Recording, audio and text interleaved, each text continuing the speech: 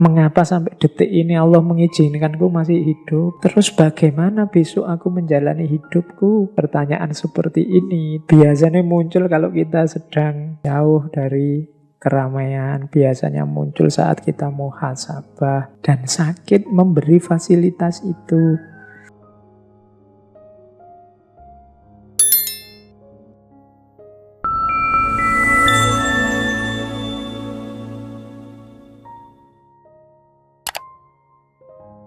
Assalamualaikum warahmatullahi wabarakatuh. Bismillahirrahmanirrahim. Kita masuk ke dalam sekarang, dalam diri kita, diri orang-orang yang sakit.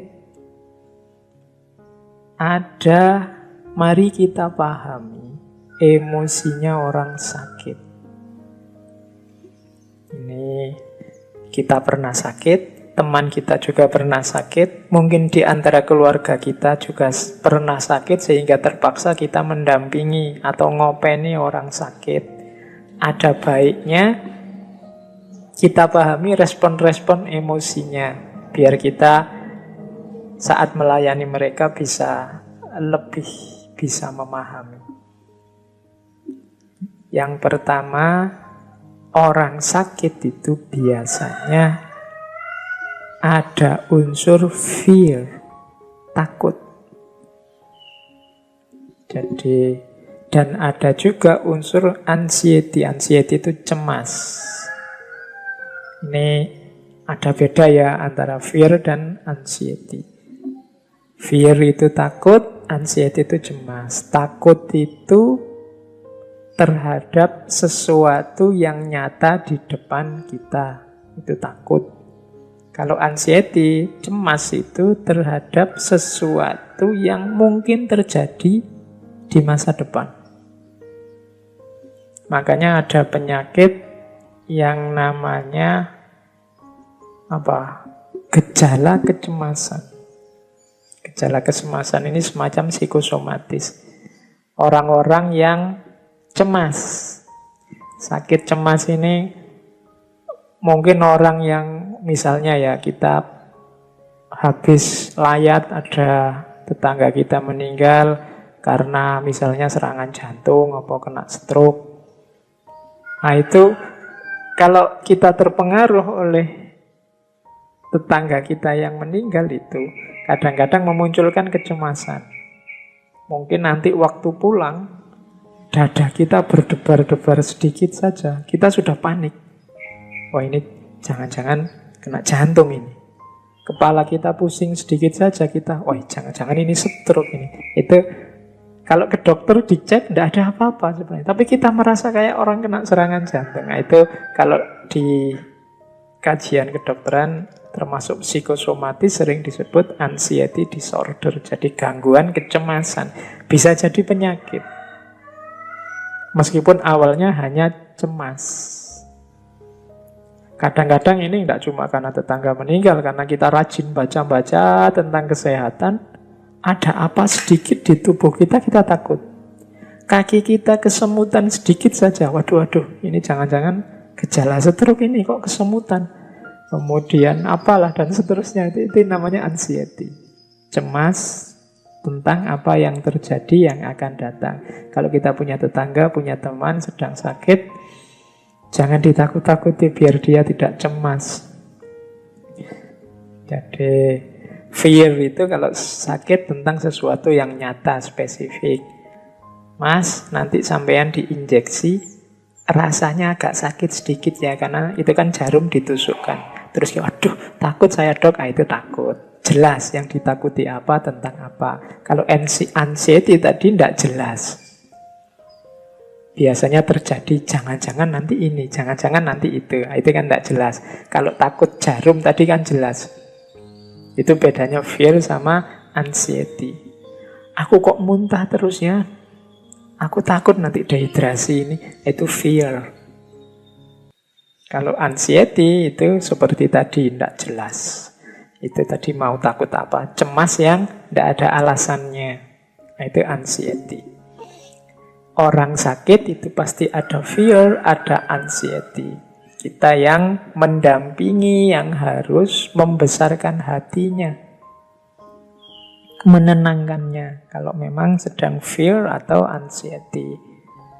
Kemudian yang ketiga, orang sakit ya karena banyak keterbatasan, kelemahan, biasanya over dependence. Kalau dependent pasti ya tergantung sama orang lain, makan minta disuap, kadang ke kamar mandi harus dituntun, ditemani, itu dependent. Ada kalanya sampai ke over dependent. Over dependent itu ketergantungan. Ya bahasa lugasnya jadi manja. Jadi apa-apa ingin dilayani, mentang-mentang sedang sakit. Nah ini dimaklumi karena itu respon emosinya orang sakit. Kita yang harus mengelola. Kadang-kadang memang ingin dimanja, ya kita layani secukupnya. Jangan sampai nanti ketergantungannya jadi akut, jadi menyusahkan setelah dia nanti sembuh. Tapi selama dia sakit ya memang harus dilayani. Pokoknya kita yang sedang mendampingi saudara-saudara kita yang sedang sakit ya memang dituntut kesabaran. Kadang-kadang juga ketegasan biar tidak over dependence. Serba ketergantungan. Kayak kita zaman sakit kecil dulu kadang-kadang kan kita ngerti kalau kita sakit itu apa-apa yang kita minta dituruti sama orang tua. Sehingga waktu sakit biasanya kita manjanya luar biasa. Kita minta semua yang waktu sehat kita inginkan dan kemungkinan tidak dituruti. Kita mintanya waktu sakit. Atau jangan-jangan kita pura-pura sakit biar dituruti kalau minta sesuatu. Nah, itu harus hati-hati dengan respon emosi. Orang tua pasti ngertilah cara membaca kita, bagaimana merespon kemanjaan kita waktu sakit. Itu over dependence. Ada juga respon emosinya orang sakit, yaitu marah dan hostility, hostile itu benci. Orang sakit itu biasanya marah-marah karena dia merasa sedang lemah, merasa tak berdaya, merasa ada masalah. Itu kadang-kadang ekspresi keluarnya marah. Nyambung sama bawahnya itu rewel. Nah, ya, saya tidak tahu bahasa Inggris rewel itu apa, ya tak tulis rewel aja di situ. Marah dan rewel. Habis minta apa diberi, terus tidak mau, ganti minta yang lain lagi, itu rewel. Ya kita maklumi karena memang situasinya sedang sakit beliau. Marah itu harus kita mampu menampung kemarahan mereka karena mereka sedang merasa lemah, sedang merasa tak berdaya, sedang merasa tidak enak, sedang merasa kesakitan dan lain sebagainya. Kadang-kadang keluarnya dalam bentuk kemarahan dan juga kerewelan.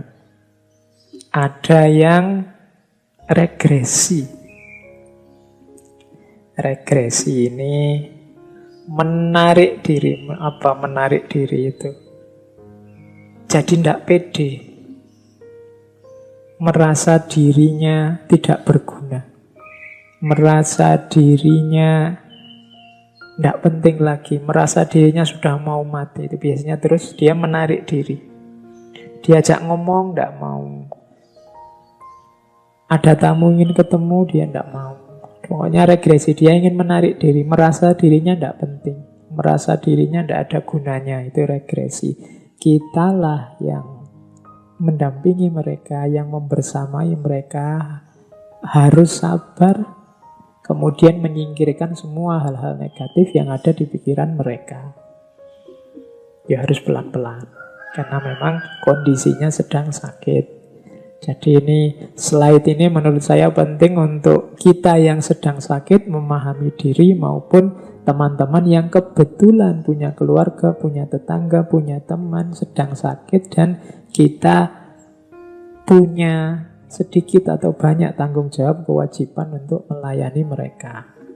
Bagi yang sedang sakit mungkin jadi bahan refleksi bahwa dalam dirimu yang sakit kadang-kadang muncul emosi, ketakutan, muncul kecemasan, muncul kemanjaan, kerewelan, kemarahan. Ayo dimaklumi, syukur-syukur bisa diatasi sehingga tidak sangat menyusahkan orang yang melayani kita. Jadi ini pentingnya kita memahami emosi-emosi orang yang sedang sakit. Yang terakhir, kalau yang terakhir ini positif. Harapan.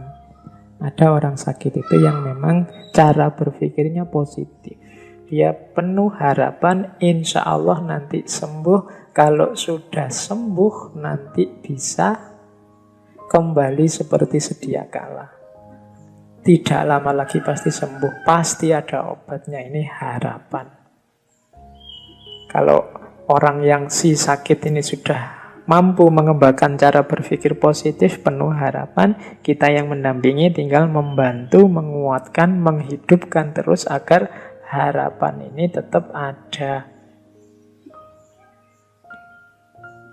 Jadi inilah situasi emosional orang yang sedang sakit. Oke, seperti saya bilang tadi ya, sakit itu bukan aib. Tapi sakit itu sesuatu yang manusiawi yang menimpa kita sebagai manusia yang punya titik-titik lemah. Saya lanjutkan. Ada teori tentang proses adaptasi orang-orang yang mengalami musibah seperti sakit ini. Ini penting bagi kita yang sakit atau yang sedang mendampingi orang sakit. Serangan pertama, waktu kita dapat penyakit atau seseorang terkena penyakit, itu biasanya disikapi dengan denial. Denial itu penyangkalan. Ndak mungkin. Aku ini ndak sakit. Ndak mungkin sakit itu. Ndak mungkin sakit ini. Itu denial. Bukan aku. Ini kemarin di berita banyak ya orang yang disuspek sakit sudah terkena virus yang hari ini populer sekali itu, tapi ada denial. Jangan dimarahi orang-orang denial ini, itu manusiawi. Orang yang di pukulan pertama dia menyangkal. Ya kayak teman-teman itu loh, kalau waktu sedang baru diputus pacarnya pertama kita kan denial. Ndak lah, ndak mungkin, ndak seperti ini. Nah itu denial, menolak. Ini aku mesti sedang mimpi, ya itu denial. Apa salahku, apa dosaku, denial, menyangkal. Manusiawi.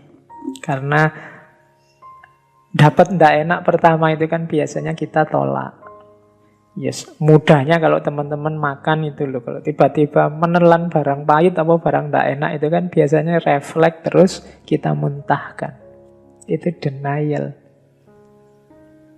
Jadi orang yang sakit di pukulan pertama, di serangan pertama secara mental biasanya denial, menolak. Terus yang kedua, kalau ternyata memang benar kamu mau menolak gimana, hasil labnya sudah seperti itu, sudah jelas bahwa gejala-gejalanya kamu mengalami penyakit itu, biasanya level 2-nya adalah anger, marah. Entah marah yang dipendam dalam dirinya sendiri atau mungkin ada yang diungkapkan keluar. Jadi setelah jelas bahwa iya ternyata aku ini sakit, biasanya marah. Kayak kalian ya, tadi habis diputus denial, ternyata diputus beneran kan, terus marah, fotonya dirobek-robek, postingan yang kemarin di Instagram, di Twitter, di Facebook terus dihapusi semua. Nah, itu anger. Ekspresi dari kemarahan. Ketika ternyata memang aku sedang sakit, ternyata aku memang ditolak, itu marah setelah menolak. Oke, setelah marah, ya marah kan ada durasinya. Marah terus-terusan ya capek. Biasanya terus ketika sudah turun marahnya muncul apa? Bargaining atau negotiation. Bargaining itu begini, negotiation. Ya mungkin aku terkena virus, tapi bukan yang paling parah kan? Tapi masih ke depan nanti Mas sebentar lagi bisa disembuhkan kan, ada harapan kan, aku bisa balik padanya lagi kan, itu bargaining, negotiation. Jadi setelah marah menawar, itu bargaining. Yang lain banyak juga kan, nah itu bargaining. Tidak cuma aku kan, itu bargaining. Yang sembuh lebih banyak kan daripada yang mati, itu negotiation, bargaining, menghibur. Kadang-kadang hiburan ini tidak sukses juga ternyata. Misalnya tadi, yang meninggal lebih sedikit kan daripada yang sembuh misalnya. Terus jawabannya, iya sih, yang meninggal lebih sedikit. Tapi yang meninggal itu rata-rata yang faktor resiko. Nah, kamu punya faktor resiko ini. Nah, itu berarti bargainingnya gagal. Kayak tadi diputus. Nanti kapan-kapan bisa kembali kan? Iya sih bisa kembali, tapi dia mau kawin ini langsung. Jadi seandainya kembali besok ya sudah janda. Wah itu hancur sudah kan, ambiar kamu. Bargainingnya gagal sudah. Ah, tadi marah, sudah turun melakukan bargaining, gagal, yang terjadi apa? Biasanya depression. Depresi, stres. Nah ini ya teman-teman yang mendampingi saudara-saudara kita yang sakit, ayo dipahami ya fase-fase ini, ditemani, benar jangan sampai melakukan hal-hal yang negatif, yang kontraproduktif untuk kesembuhannya. Apalagi di fase depresi ini. Bantu dia melewati fase depresi ini. Sampai nanti terakhir acceptance. Biasanya kalau sudah pulih sama sekali, sudah sadar sama sekali tentang kenyataan dirinya, baru bisa menerima. Ya sudah, memang situasiku memang begini, mau apa lagi? Pasrahkan saja semuanya pada Allah dan seterusnya. Ini namanya acceptance sudah. Menerima apa yang harus diterima, memang kenyataannya sedang sakit. Jadi ini penting untuk yang sedang sakit memahami dirinya, atau yang melayani, mendampingi saudara-saudara kita yang sakit. Baik teman-teman, kita lanjutkan. Saya kira tentang kondisi-kondisi yang berhubungan dengan sakit dan penyakit kita lewati. Yo, kalau ada yang mau sampai detail, ya monggo belajar ilmu-ilmu kesehatan, belajar ilmu-ilmu keperawatan dan lain-lain. Itu materi-materi yang saya sampaikan ini pasti lebih akrab di ranah itu. Kita masuk ke sekarang kajian filsafatnya. Anggap saja yang tadi pengantarnya. Meskipun menurut saya ya penting sebenarnya untuk situasi kita hari ini. Karena hari ini itu kan pandemi yang jenisnya penyakit. Pasti nanti yang kita hadapi adalah orang-orang yang terkena penyakit, orang-orang sakit. Baik, sekarang kita masuk ke aspek ngaji filsafatnya. Kita gali hikmah-hikmahnya sakit. Saya awali dari filsafat ya. Jangan lupa, tadi di depan saya bilang sakit itu jangan-jangan juga ada unsur anugerahnya. Ada unsur hikmahnya. Tidak cuma musibah, tidak semata-mata bencana. Kita lihat sekarang hubungan sakit dan filsafat. Mungkin ada di antara teman-teman yang sedang sakit.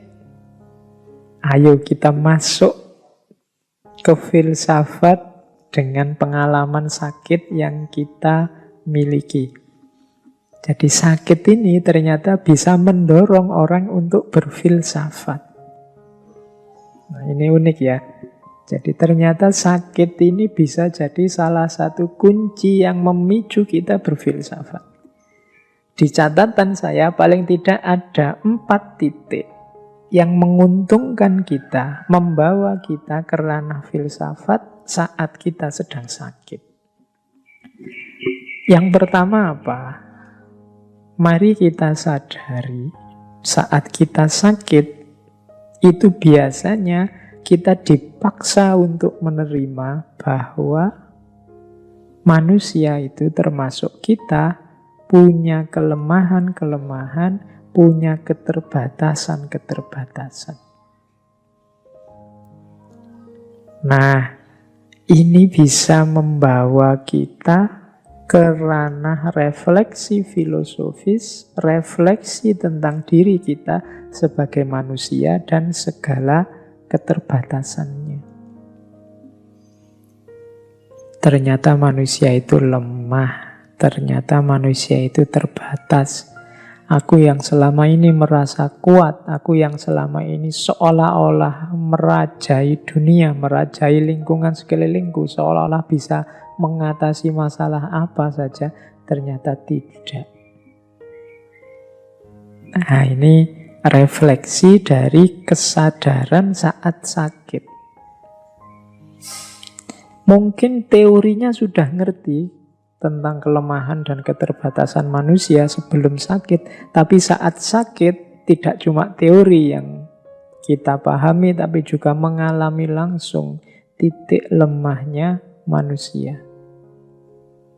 Seenak apapun makanan, seluar biasa apapun kekayaan, sedahsyat apapun pasangan yang cantik, yang ganteng, ternyata waktu kita sakit tampak tidak ada nilainya, tidak bisa diandalkan untuk hidup kita. Oh, ini membawa refleksi. Pengalaman langsung. Yang pertama itu. Sakit mendorong kita berfilsafat. Yang kedua, kondisi sakit selain dia memancing refleksi, ternyata juga merupakan tantangan untuk kita menaklukkan dan meluaskan. Tadi kan kita terbatas. Biasanya orang yang mau berpikir lebih jauh tidak sekedar menerima kelemahan dan keterbatasan, tapi itu dianggap sebagai tantangan untuk ditaklukkan. Iya ya, ternyata aku ini terbatas. Kalau hujan, kena air, terus flu, terus pilek. Nah, ini tidak sekedar diterima, tapi kita bisa berefleksi lebih jauh gimana caranya menaklukkan situasi. Agar kita gimana caranya ya mensiasati agar aku kuat misalnya. Atau bikin apa sehingga kalau hujan, aku tidak kena hujan, bisa jalan-jalan keluar tapi tidak kena hujan waktu hujan. Nah, ini namanya penyakit, keterbatasan, kelemahan kita jadikan tantangan. Para dokter, para ahli mungkin sekarang sedang berusaha keras untuk mencari obat, vaksin juga untuk mengatasi virus corona ini. Ini karena mereka menganggap sakit tadi, kelemahan dan keterbatasan manusia tadi sebagai tantangan yang harus ditaklukkan. Tidak sekedar diterima. Diterima ya, tapi terus dicarikan solusinya. Karena pasti ada pola, ada rumus, ada kategori-kategori. Itu yang tadi di awal saya sebut, itu sebagai sejenis sunnatullah yang harus kita pahami, kita taklukkan.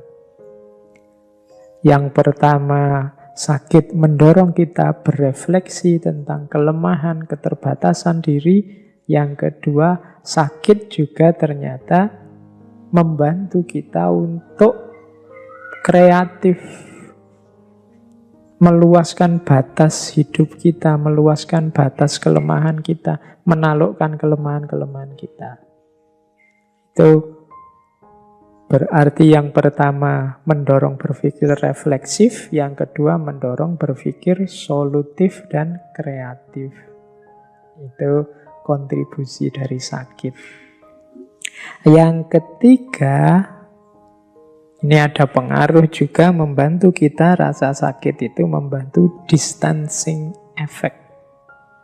Membuat kita menjauh sebentar dari rutinitas, dari keramaian. Wah, ini saya harusnya tidak menjelaskan detail yang ketiga ini. Kita ngalami langsung hari ini. Wabah ini membuat kita dipaksa untuk mengambil jarak dari rutinitas, dari orang lain. Kenapa sih distancing effect ini penting? Karena memang untuk berpikir objektif, untuk berpikir jernih, itu kita perlu sedikit mengambil jarak dari yang kita baca. Kalau kita masih di dalam, masih terlibat, masih sangat dekat, biasanya berpikirnya masih kurang objektif.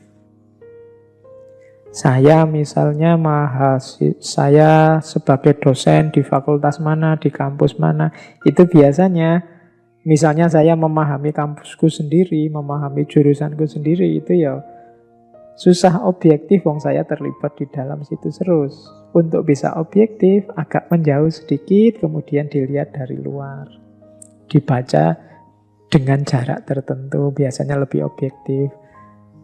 Kita sendiri juga begitu, kalau masih terlibat dengan rutinitas kita sehari-hari, biasanya juga kita anggap yang rutin itu baik saja terus. Maka perlu fungsi distancing effect, fungsi menjauh.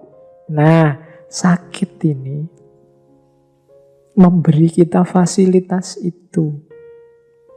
Jadi memberi kita fasilitas untuk berpikir jernih dengan cara menjauh sebentar.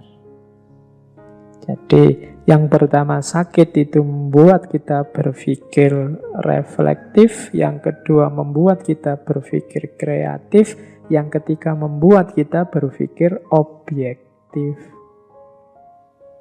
Yang keempat, ini teori bagaimana sakit mendukung berfilsafat. Sakit ini memancing pertanyaan. Biasanya kalau sedang sakit, kita kan banyak waktu longgar. Kita memikirkan diri kita, lingkungan sekeliling kita, kehidupan kita, dan macam-macam. Saat sakit, mungkin kita bertanya, mengapa sih aku ini hidup? Mengapa sampai detik ini Allah mengizinkanku masih hidup? Terus bagaimana besok aku menjalani hidupku? Nah, ini pertanyaan-pertanyaan seperti ini itu biasanya muncul kalau kita sedang jauh dari keramaian. Biasanya muncul saat kita muhasabah. Dan sakit memberi fasilitas itu. Semua orang mesti menyuruh kita istirahat saja kalau sedang sakit. Tidak usah capek-capek. Semuanya dilayani, dikerjakan orang lain. Ini membuat kita kemudian banyak waktu untuk berpikir. Termasuk memikirkan kehidupan ini. Membuat kita berpikir, mengapa kok aku masih hidup? Apa yang sudah aku lakukan selama ini? Bagaimana selanjutnya aku hidup? Sudah pas apa belum sih hidupku selama ini dengan ideal-ideal yang aku yakini dan seterusnya. Nah, ini sumbangan dari sakit. Maka di teori tentang hubungan sakit dan filsafat ternyata ada 4 kontribusi dari situasi sakit terhadap aktivitas berfilsafat kita.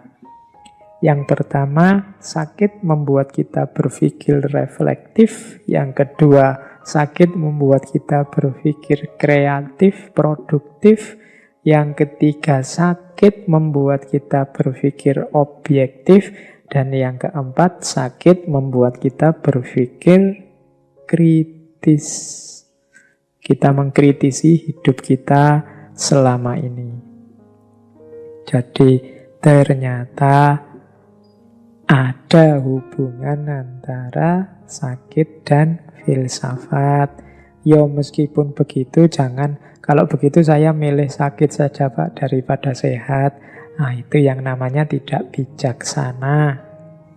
Ya. Ya tetap kita milih sehat. Ini yang saya sebut bantuannya sakit terhadap filsafat. Itu kan empat-empatnya ya bisa kita lakukan saat sehat. Meskipun kadang-kadang karena kita terlena harus diingatkan dengan sakit. Oke, kita lanjutkan. Kita cari hikmah-hikmahnya filsafat. Sekarang kita geser ke ranah agama. Kita cari hikmah-hikmah dari peristiwa sakit ini yang berhubungan dari agama. Ada banyak cerita, ada banyak kisah tentang orang-orang agung, orang-orang mulia yang merespon rasa sakit ini secara sangat religius, sangat spiritual. Di banyak sesi ketika saya ngomong tokoh-tokoh, beberapa di antaranya saya selipkan. Mungkin teman-teman masih ingat dulu waktu sesinya Robi'ah Al-Adawiyah. Itu beliau ini menganggap ketika mengalami rasa sakit, sakit ini ditafsirkan, dimaknai oleh Robi'ah sebagai bukti cintanya Tuhan kepadanya. Jadi suatu ketika Robi'ah ini jalan, kemudian tersandung, terus tersungkur jatuh. Kakinya berdarah, dahinya berdarah. Tapi begitu jatuh, bangun, kemudian dia tersenyum dan bersyukur luar biasa kepada Allah. Nah, ada orang yang melihat peristiwa itu kemudian datang kepada beliau. Loh, sampean ini gimana? Sampean ini kan sakit, tersandung, jatuh, berdarah-darah. Kok malah alhamdulillah kemudian tersenyum? Jawabannya Robi'ah, iya. Ini adalah dari kekasihku. Ini adalah bukti cinta dari kekasihku. Itu penjelasannya dianalogikan dengan teman-teman tadi saya jelaskan ya. Kadang-kadang teman-teman yang punya pasangan atau pacaran atau mungkin sama suami atau istrinya, itu kadang-kadang kan ada situasi ketika sedikit memukul, sedikit mencubit, sedikit menjewer. Loh, itu kalau dibaca objektif ya jiwitan, cubitan itu ya sakit, pukulan itu ya nyeri dirasakan, jeweran itu ya sakit. Tapi kan kita menanggapinya dengan bahagia, dengan senyum, dengan mesra. Kenapa? Karena kita tahu bahwa cubitan, pukulan, jeweran itu ekspresi dari sayangnya pasangan kita pada kita. Ekspresi manja dari pasangan kita pada kita. Nah, Robi'ah ini memaknai sakit yang dia alami, yang menimpa dirinya semacam itu. Sakit adalah bukti cinta Tuhan padaku. Bahwa Tuhan tidak cuek padaku. Karena bagi orang-orang yang saling mencintai, musibah yang luar biasa adalah ketika kekasih sudah tidak peduli lagi. Ketika seorang kekasih sudah cuek terhadap keberadaan orang yang dia cintai. Nah, Robi'ah begitu. Jadi dapat sakit malah bersyukur. Alhamdulillah Allah tidak cuek padaku. Aku ya diingatkan, aku ya dijawil, aku ya kadang-kadang dicubit, kadang-kadang dijewer. Menunjukkan kekasihku perhatian padaku. Nah, ini versi Sufi biasanya semacam ini cara memahami rasa sakit. Dulu saya lupa di sesi apa, kan juga ada cerita ketika seorang Sufi naik perahu bersama banyak temannya, tiba-tiba ada badai. Semua orang takut, semua orang pontang-panting ke sana kemari untuk gimana caranya biar bisa selamat dari badai. Kecuali si Sufi ini. Sang Sufi ini malah duduk tenang sambil senyum, melihat orang lalu lalang di depannya. Terus ada orang protes, sampean ini gimana sih? Ini loh ada bahaya ini, kita semua mau tewas ini. Sampean kok malah diem saja duduk sambil senyum-senyum. Si sufi ini terus bilang, loh aku harus gimana lagi? Ini pemberian kekasihku. Ini anugerah dari kekasihku. Insya Allah dia hanya menghendaki kebaikan untukku. Nah, ini level-levelnya sufi. Mungkin kalau kita agak berat ya nyampe makom ini. Tapi ini untuk referensi kita saja. Siapa tahu nanti dalam hidup kita sampai pada titik yang secara sunnatullah agak sulit kita berharap. Karena sakit atau musibah yang kita alami. Tapi jangan lupa kita masih punya qudratullah. Kita bisa membaca peristiwa bencana, peristiwa musibah itu juga sebagai bukti cintanya Allah, sebagai anugerah Allah pada kita yang tidak harus melahirkan kemarahan atau keluhan, tapi justru melahirkan rasa syukur. Karena semuanya kita posisikan sebagai bukti dari kepedulian Allah, sebagai bukti dari cinta Allah kepada manusia. Ini juga saya bawa salah satu perspektif tentang sakit. Ini dari kitab Al-Mawa'idh Al-Usfuriyah, ini yang banyak dikaji di pesantren-pesantren. Di kitab itu disebut ada hadis. Jadi Kanjeng Nabi suatu ketika bersabda, ketika seorang hamba yang mukmin akan mengalami sakit, jadi ketika ada seorang mukmin yang oleh Allah dinas engkau akan sakit, saat itu juga Allah Subhanahu wa ta'ala mengutus 4 malaikat. Masing-masing dari malaikat tersebut diberi tugas yang berbeda. Malaikat yang pertama diperintahkan oleh Allah untuk mencabut kekuatan jasmaniahnya, mencabut kekuatan fisiknya. Ini nanti yang membuat orang sakit itu jadi lemah badannya. Sehingga hamba yang mukmin itu menjadi lemah tak berdaya. Ini tugasnya malaikat yang pertama. Tugasnya malaikat yang kedua, mencabut kelezatan rasa dalam lidahnya. Sehingga makanan apapun yang masuk dalam mulutnya akan terasa pahit.